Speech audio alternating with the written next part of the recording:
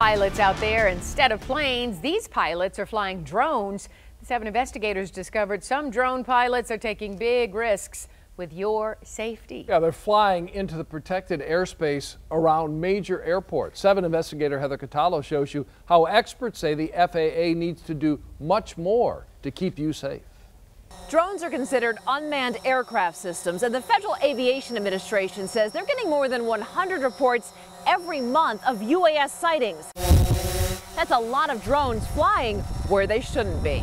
Paul Walter learned to fly an airplane before he was licensed to drive a car. There we go. That makes him a cool customer in the air, even on a busy day last September when a strange object zipped past his Piper PA-39. We saw a large drone.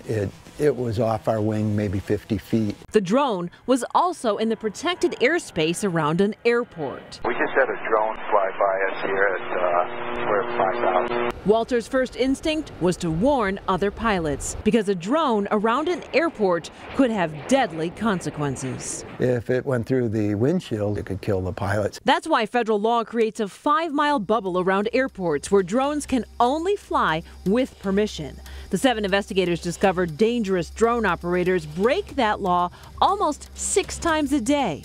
Records show just last year, pilots reported more than 2,100 unregistered drones in protected airspace. Here in Michigan, it's happened at least 36 times since February of 2017, with 16 of those close calls in the bubble around Detroit Metro Airport. Professor David Bayandor is an aerospace engineer. He studies drone strikes at the crash lab located in the University at Buffalo in New York. His simulations show what a drone would do to a jet engine.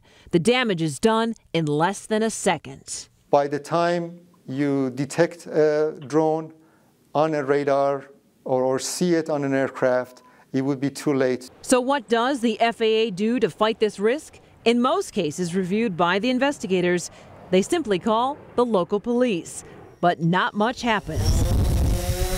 From the 2,122 drone reports called in last year, only 19 resulted with the pilot getting tracked down and fined.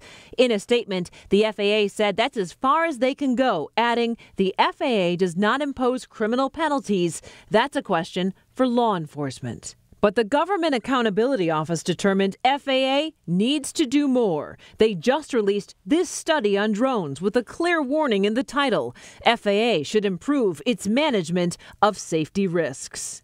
We're not trying to limit anyone, but try to look into proper regulations that would make sure that all of us are safe. In Michigan, lawmakers are trying to toughen the penalties for drone operators who don't follow the rules. I'll have more on that coming up tonight on 7 Action News at 7. I'm Heather Catallo, 7 Action News. Thank you so much, Heather. Now, the FAA declined to sit down for an interview with us. In a statement, though, it says education is a key component of its drone safety plan, but it knows that is often not enough. Dave? Detroit